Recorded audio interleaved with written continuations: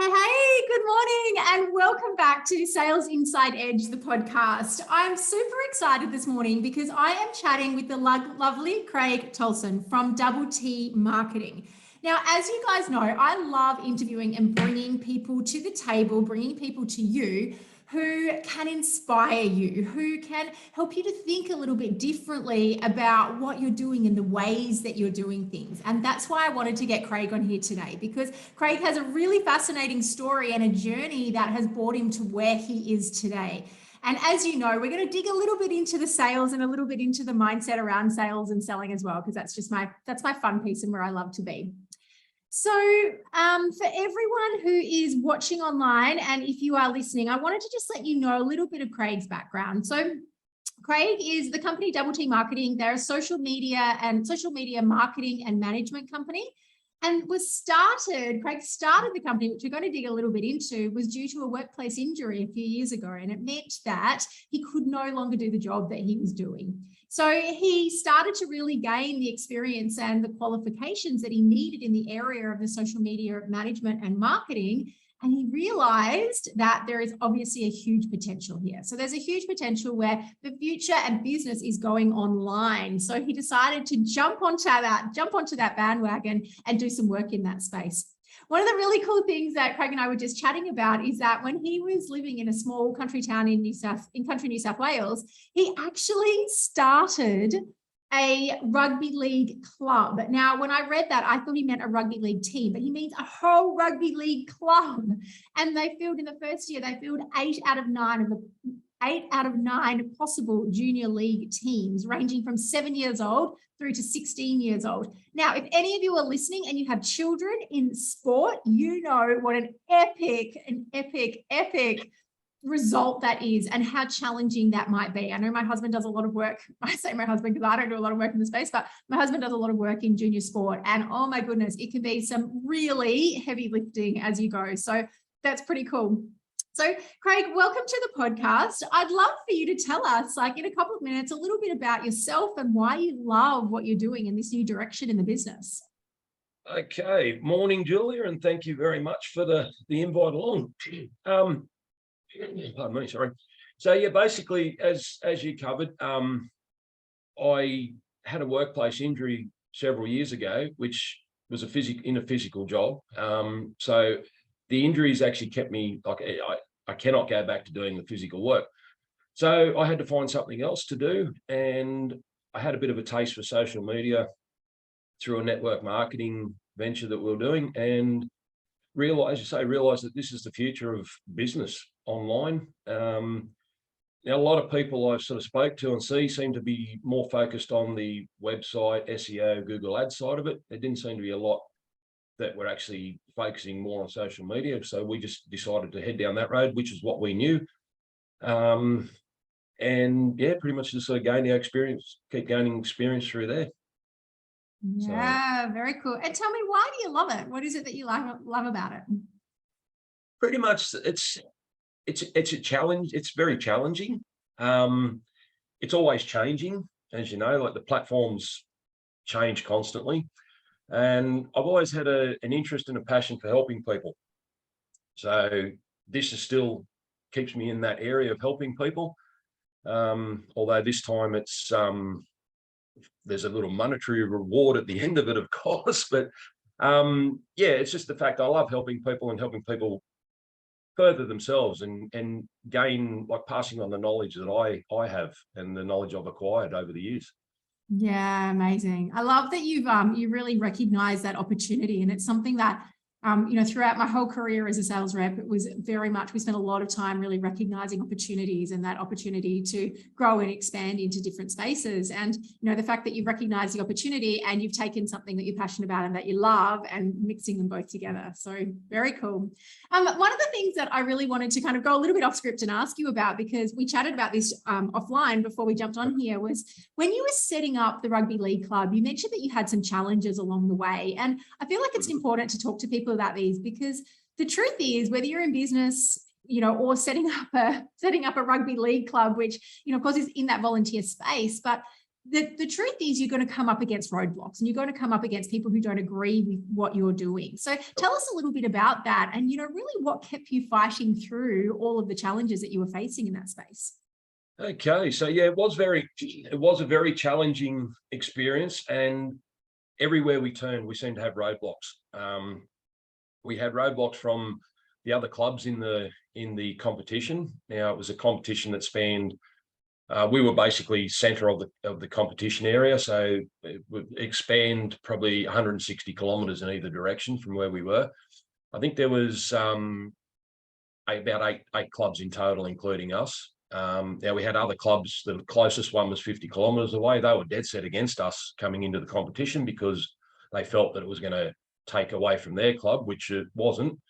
Because we were just focused on our little community, because the kids there had nothing. They had nothing to do. And they just roamed the streets and what have you. So we decided to start that. We had roadblocks from the senior club, the senior rugby league club, and the president of that club was actually the school principal at the time. And he sat there. We had meetings with him to try and gather the amount of kids in the school that would be interested in playing. And basically he just sat there, kept telling us it won't work, it won't work. And we were determined, because the more people that told us it won't work, the more determined we were. It was even at the point where we had our first registration day. We sat there at the town oval. We put it out everywhere. We sat there for 2 hours and not one person turned up to register. And we were thinking, we made a big mistake here. But then a few people started rolling up. We allocated, I think, a 3-hour time period for it. And then we had a few people roll up, and as more people started to register and get involved, it just started to grow from there. But I think the determination came from people saying it's not going to work, and as I said, the kids had nothing in that town, and it was a success in our eyes. Unfortunately, it's no longer going because of the COVID. With COVID, it just sort of wrecked a lot of things, and we couldn't keep going with it. Like we not only started it, but we ran it for the first 2 years. Of just Kat and myself ran it. We wore all the hats, and it was very, very frustrating and draining. So, but we ended up, we pushed through. Yeah, amazing. I think it's such an epic journey, because I think that, no matter where we are, whether we're in business or whatever we're doing, it's about recognizing that it's not always going to be a smooth road. There are going to be so many, jumps and hurdles along that road. But when you do have the determination and you have that driving force, that, that knowing inside of you that can provide a better life for the children, this can, provide something additional for the community, it gives you that kind of that fire in your belly, if you like. And I know everyone's different, but I'm the sort of person that I actually sometimes like people saying to me, you can't do it. And so I'm like, watch me. And I'm a bit of the, bull with the red rag. But I do think it's it's a really important piece for everyone in business to really stop and realize that it's not always going to be smooth sailing. And, you are going to have times that, but I think the piece here also that I'm really passionate about is for business owners is really starting to know what their purpose is, like really what lights them up, what's that fire in the belly, because when you've got that and you're 100% clear on that, that's what drives you forward. So when everyone is saying no, you know that you've got that inner purpose that keeps you driving forward. So I think that's a really important piece. So thank you for sharing that with us. That's really cool. No problem. So tell me, a little bit about the sales side of things. So with the business now, when you first started in the business, how did you feel about sales and selling? Is it something you enjoy doing? Is it something you don't like doing? How do you feel about it at the moment? At first, it was very nerving because I hadn't had any sales background experience. Trying to figure out how to approach people without coming across really salesy or pushy, because I grew up basically in an era that not many people, it wasn't well liked, it wasn't looked upon real kindly about people being pushy and real salesy. So it was something, as I said, not having the experience in it, I was a bit, how do I do this? How do I go about it? But just talking with people, learning, I think the best thing that I did was actually getting a business coach and mentors, and learning from them the best way to approach, and not to actually come across, especially in this field, not to come across salesy or pushy. I've got a product, that people need. I've got a service that people need. Offer that service to them. You know, if they don't take it, they don't take it, you know, but not to be upset about it, but yeah, not to push it onto them, offer it to them. So that's, I sort of adopted that approach more so. I love that. I love that. And I think that that's a really big mindset shift for a lot of people, is that the truth is we don't have to be pushy and we don't have to be salesy. Somewhere in our, in our lifespan, we've decided that all salespeople are pushy and salesy, but it's not true. And the thing is, if you really come to sales and selling from that place of serving others and knowing that you've got something to offer, then, you don't have to make the decision about whether people take it or not. You get to leave that in their hands, but you want to be there on the table. You want to be there and, have yourself at that forefront when people need what you have. So that's really cool. Thank you for sharing that. And so from that, where do you sit now when it comes to sales and selling? Like, what's your mantra? What's your mindset around sales and selling now? It's a lot better. I'm not as nervous about it, but I still, I'm still evolving every day. I'm learning every day with it. But I still adopt that same approach, that I put my services offer to people. I'll follow up with them. And if after a few follow-ups, there's still like 1 or 2 follow-ups there, I'll get the vibe that they're not interested or whatever, that's fine. Or they're not ready to proceed with anything, that's fine. I'll leave them be, but I don't get rid of them altogether. Because I have learned that people like, especially in the online world, some people actually like to see you present, like see your presence for a while before they feel comfortable with you.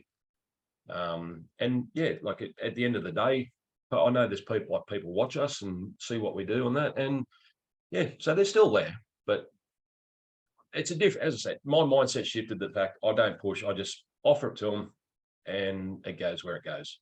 Yeah. I think a couple of things I really like that you said in there. One is that you're always learning. And I think the truth is, no matter how good we are or how good we think we are at what we do, we can always learn. It was one of the very first things that I did when I started my business is I hired a sales coach. Like, I'm a sales coach and I hired someone who is better than me. She's been in business for 15 years more than me. She's trained people in different areas than I had in sales, but I always know that I'm constantly improving. And even as a professional sales rep with, 20 years under my belt, I would still have a manager who came out on the road with me and who would have a listen in to my conversations and be able to tweak and improve things as I go. So in my opinion, I think it's that you're right. We are constantly learning and we can constantly improve what we do to speed up our efficiencies or make things efficient, or speed up the journey for clients, or speed up that decision-making process for clients. But I think when you come to it with that mindset of, I'm constantly learning and I can constantly, do things differently and improve everything as I go, then that's when the needle really moves in the business. And that's right. When you said the fact you hired a sales coach, you're in sales and you hired a sales coach, that was something I found when I was tossing up with the idea of, getting a coach or whatever. I didn't know where to go, because I thought, I'm not going to, someone who's already in this industry isn't going to want to teach me, and that, but that's where I was wrong. As you say, you know who my business coach is. We've sort of both use her, but she's in the same sort of industry, and it's great to learn from somebody who's had experience in the field that you're in. So don't, that's one mistake I made. I was very, sort of reserved about approaching somebody like that, because I thought, well, they're not going to teach me what they really know. They're just going to be give me a half-assed effort, so to speak, but it's not true. Yeah, so true, right? And really powerful, because my coach was the same. She shared everything with me, and she was, but she comes from that really nice, that beautiful mindset, that kind of abundance mindset, where it's not about, she knows that there are millions, if not billions, of clients out there, and we don't need to, while she might share all of her inside strategies with me, we don't need to compete. We don't need to, because she's at a completely different level, and brings in clients at a completely different level. So, but I really loved the mindset, around that complete abundance and that complete openness to share, because at the end of the day, if you truly have that passion and believe that what you do serves others and helps other people, then there's no reason why you can't share your knowledge and your experience. Yep, absolutely. Absolutely. Very cool. So tell me, and tell our audience, like, what are some of the sales strategies that you like doing, that you really enjoy doing, that help you to bring clients on board? That's always a tricky one for me to answer, really, but I guess it's more, I can look at, because of being social media, first thing I do with any prospective clients is I actually stalk, I suppose you could say stalk their social media, right? I have a look at their social media. Good research. Yeah, that's right. I research that, and then I use what I see from there as a pitch, I guess, as my way in to suggest that I can improve this or I can improve that. That's pretty much the strategy I'm sort of using at the present. As I said before, I'm always evolving and learning, so that could change at any time.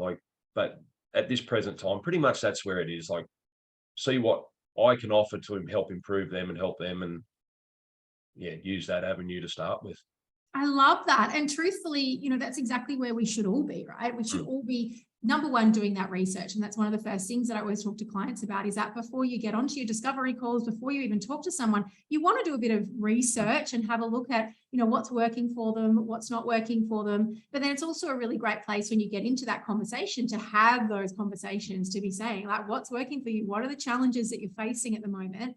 And have ready, here are some ways that I can help. Here are some ways that I can, improve your, whatever it might be, improve the engagement for you, or improve whatever it might be for you. But yeah, I think it's a really great strategy. And I love that you are going and doing a bit of that research before you do any sort of outreach to people. I think that, that really shows that you are dedicated to that person and to truly helping them to improve in their space. So well done. I love it. Good work. All right, so here comes the fun piece, where you get to ask me anything that you want. It can be sales, it can be selling, it can be business stuff. As you know, I'm a sales and a leadership coach. I work with lots of different leaders around changing structures in their business. I work with that sales piece and with strategies. I work with mindset. So any questions you have for me, fire away. Can I ask one question that's it's off topic a bit, but in the background there, is that a water ski and you're leaning up against your wall? Because I love the funky pattern on it. Sorry, I've seen it in a few of your lives, and I've been meaning to ask. It just sort of really, I love the pattern on it. It's actually a snow ski. Snow ski, righto. There you go. Yeah, I'm a skier. And it's one of my beautiful old skis that we were kind of thinking about selling our skis at one stage, and we might get like $100 for them because they're so old. And I was like, no, I've got to keep it. I love it. But yeah, I learned to ski when I grew up in country Victoria, and learned to ski when I was about 3. So I've skied all my life. So it's a very big part of my life and my journey, and it has to stay there. Fair enough. No, that's good. That's good. So I guess pretty much like on a business type of aspect, how, like you asked earlier, like how I felt about selling myself and that when you first started, how did you overcome did you have the fears, and how did you overcome it? Because I don't know if you've touched on that with any of your previous podcasts or in the past, but to be honest, I'm not sure. I don't know how you overcame it, and it'd be interesting to know. So, yeah, such a great question. Such a great question. And I think the truth is, Craig, like every stage in my sales journey, whether I was selling for other people, but then coming into selling myself, I still went back to that fear, like that, that fear when after 20 years of selling and selling other people's products and services, then when I had to go to selling myself, all of that fear came back in again, that imposter syndrome, that, I'm not good enough. Who am I to be doing this? Do I really have the knowledge, the experience to be here and out there? And, to take you back to my very first selling days. So I've got a marketing degree. And one of the things with marketing, I remember leaving my degree and thinking to myself, I'm never going into sales. It's below me. I'm sticking in marketing. And yet one of my very first jobs a friend offered to me was the sales manager for a business. He had a business importing furniture. So the offer was travel the world, travel to Vietnam, China, and Malaysia, find the furniture, bring our buyers from Australia over there, entertain them, stay in nice hotels, but we do the deals, buy the furniture, import it all, and you get to come home. So, you know, I kind of had to suck up the idea of being a salesperson because I got this international travel and it was a fun life. But the truth is, I sat behind a computer for the first 6 months. Didn't pick up a phone. I couldn't do it. I couldn't bring myself to pick up a phone. And thankfully, luckily for me, my boss was amazing. And he really supported me in that journey. And he did a little bit of pushing me out the door and going, hey, time's ticking. We need to see some sales. What's going on? And I think when you're in that role full time, you don't have a choice, right? You've got to get out there and you've got to do it. And that, I guess, him kind of kicking me out the door and, you know, the process of the first few interactions and conversations I had were just horrendous. They were embarrassing. I call it the verbal diarrhea, where you kind of go in there and go, blah, you know, I want to spit everything out. You don't even think about asking someone else a question. And then you wonder why you walk out, you know, you're tired from talking. Yeah. So I think for me, it was a huge progression over my career. And I moved from furniture to selling advertising space in a newspaper to gym memberships. And most of my career was spent in the pharmaceutical world. And the truth is, in the pharmaceutical world, you know, you then go to sitting in front of people who are 1,000 times more intelligent, 1,000 times more educated than you are. So that imposter syndrome really kicks in. So for me, every level of the journey of sales and selling, I kind of had to level up my mindset. And I guess the beauty of it is when you're in it full time is that you kind of kicked out the door every day. You don't have a choice. There's no hiding behind it. There's no hiding behind the computer in that space. You've got to be out there and be in front of clients. So for me, a lot of that journey, it was really figuring things out for myself. And I think that's why when I discovered the neuroscience and the brain-based coaching that I do, it was really an aha moment for me, because I realized it had taken me 20 years to develop things like resilience to people, resilience to people saying no, and the confidence and the assertiveness that I needed. And it had taken me 20 years to really start to get laser focused on my goals and what I wanted to do, setting intentions for each of my calls that I went into. It took me years to develop that. And then when I discovered the neuroscience and the brain-based coaching, I realized that we could do it instantly. You know, in one conversation with people, I can help them to recognize where they're not feeling confident, where they're not feeling assertive, and I can move them through it really quickly.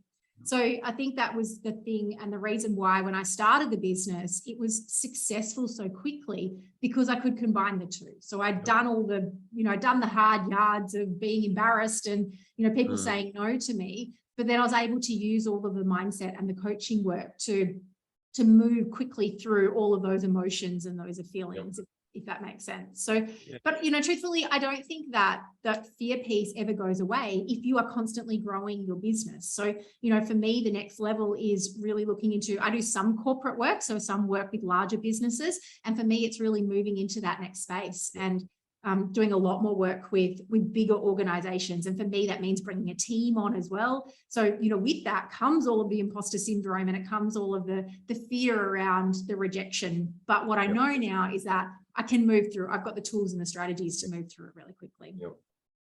Something I find very interesting and actually a bit fairly comforting too, I guess, is the fact when you said that after all your experience with, like, in sales, you still find it, that fear, you still have that fear. So I guess the comforting part too is knowing that, it's not just me. I know that, like somebody like yourself who's been in it for a long time still finds it, it's nerving and has that fear. So it's just, I guess it's a natural thing, I guess, too, isn't it? 100%. I actually learned, I was listening to Simon Sinek one day, and he is such a huge part of the work that I do with clients. I really use a lot of his tools and strategies to help people uncover their purpose.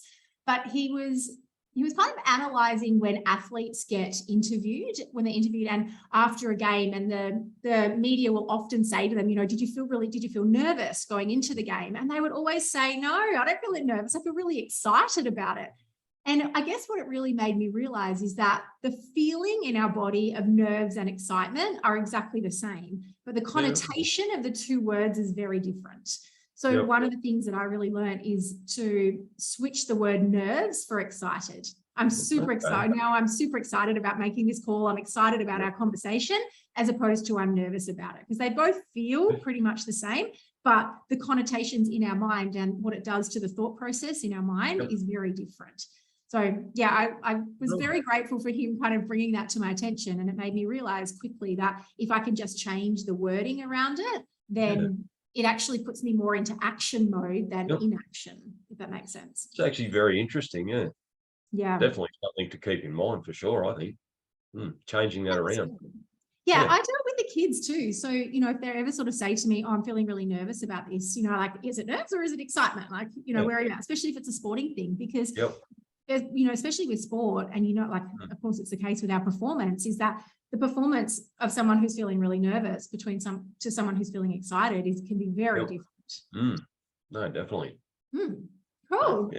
Awesome. All right. So what advice would you have to anyone who is listening in terms of the social media and the marketing space? Is there any like grand tips that you have for everyone to kind of walk away with? What are your thoughts there? Probably the biggest one is don't be afraid of it. Like, I get it. I was like this myself at one point.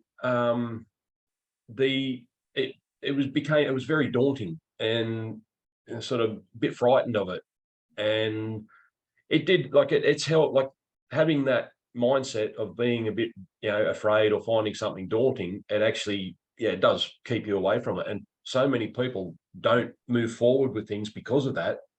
So basically, don't let anything worry you. Like, don't be scared of it. Just get in and have a go. Like, you can't break anything really. So yeah. That's awesome. I love that. I love that advice, because I think it's so true in almost everything that we do in business, right? We often have that fear around it. But the truth is, the sooner you get into it, the sooner you get started, the sooner you're going to feel a bit more comfortable in that space. Exactly. Yeah, no, definitely. Oh, amazing. And is there anything that do you have any way for people to get in contact with you, or anything that you would like to offer our listeners today? Yeah, sure. I do have an offer we were actually talking about recently of offering people. So pretty much with our what we class as our social enhancement package, which is pretty much our organic marketing and management package. We've sort of come up with a little while ago. We came up with, if for everyone who signs up with that, which is like a 3-month term, we're going to give them a little basic package that we have, which is a social media branding package, which we look at going through all their branding, tidying up their social media with cover photos, bios, all that sort of stuff, and sort of branded templates to run with, etc. So yeah, pretty much. If anyone's interested in finding out more about that, can email me. Probably email is the best thing, because it's easy. Like, I don't mind a phone call. I probably prefer people, talking to people more so, but I know a lot of people don't go down that road. But pretty much, I can be emailed at craig@dbltmarketing.com. And look, if anyone's interested in finding out more about that part of it, just in the subject line, I reckon we'll just put this podcast in as maybe just the Jay-Z podcast offer. That way I'll know what it's about. So, amazing. That's awesome. Thank you so much for that. We really appreciate it. And so I will put all of the details in the show notes as well. But if you guys are listening, and you could write down, Craig's going to give you his email address one more time. Yeah, it's Craig@DBL, which is short for double, tmarketing.com. Beautiful. A lot of people actually find that, I tell people double T marketing, they actually write T, but it's the word double T. So that's funny. So we got to spell it out. I'm the same. I've got to spell it out. I've got 2 E's in the middle there. So everyone's like, is it 2 E's? Yes, there it is. Look, it's been so great getting to chat to you and getting to really understand a bit more about your story. And this is really my passion for the podcast, is that people get to understand a bit more about who you are and what drives you, and what you're really passionate about. Because I do believe that doing business is about kind of connecting with people who are on the same page as you, who believe what you believe. And I think that this is a really big piece of the podcast and the interviews for me, is that people get to know a little bit more about you. So thank you so much for sharing your story. And I look forward to talking to you soon. Not a problem at all. Thank you very much for having me on. No was- problem. Very exciting and interesting, even though I was very nervous at the start, but yes, no, it was very exciting and interesting. So thank you. I love that you share that. So for anyone who's going to be coming up being interviewed, you don't need to be nervous. No. I'm nice and gentle and we play kindly. So for Very everyone gentle. listening, make sure that you jump in, have a look at the show notes. I've got lots of details there of events coming up. We are in at the end of October. If you're listening to this in the next few weeks, we've got our $1 Million Foundations coming up, which I'm running with the amazing Mel Brandt. And that's 3 days where we're going to really dig into the mindset and the strategies to create your $1 million business. So I'll put the link in the show notes for that as well. But we will see everyone soon. Have a great day.